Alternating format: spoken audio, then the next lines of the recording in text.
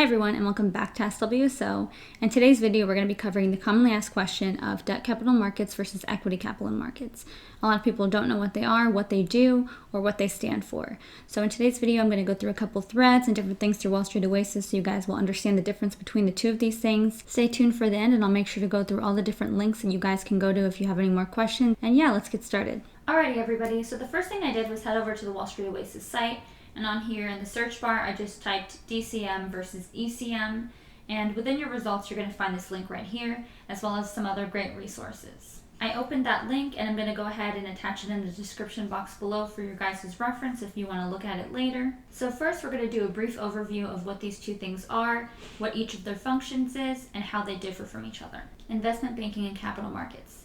Equity capital markets, ECM, and debt capital markets, DCM, are two groups that help their clients raise funds via the capital market. If you weren't sure what the capital market was, it's the financial system that is used to raise capital by dealing shares, bonds, and other long-term investments. Consequently, each group focuses on its specific method of fundraising, debt, and equity. Now, like I said, each group focuses on its specific method.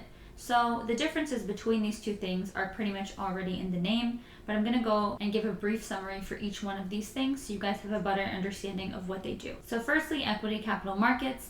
The function of this group is basically in the name. The function is focused on raising equity for clients through the capital markets. Generally, this group can be staffed on IPOs or initial public offerings or private investment in public equity deals / PIPE deals. The ECM group may receive specialized support from an ECM division. The supporting group can provide data on IPOs in X or whatever industry, capital raised per product, and volatility of the overall markets. If you guys want additional advice from somebody, here's something that we included on the bottom from someone who's worked in the field and shares their own personal experience. Now, debt capital markets. These are groups that have more exposure to a wider base of clients. This is because debt can be raised for corporations, agencies, and sovereigns. Consequently, there is a potential for seeing a greater volume of deals within this group. However, this is subject to market type. Again, down here, there's a statement from somebody who worked in the field and has advice. And now the differences between the two of them. Like I already mentioned, it's basically in the name, equity versus debt. But additionally, debt capital markets provide advice directly on debt refinancing, debt restructuring, and raising debt for acquisitions.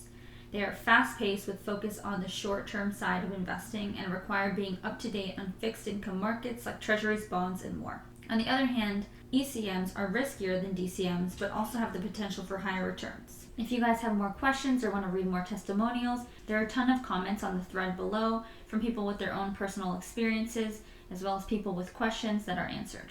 Alright everybody, I hope this video was helpful for you. If you have any questions, please feel free to comment in the description box below. All my social medias are linked down there. Make sure to message me and mention Wall Street Oasis so I know to respond as soon as possible. Make sure to like, comment, and share this video with any of your friends that you think it's going to help them out so we can help expand our channel. And stay tuned for the next video. Thanks.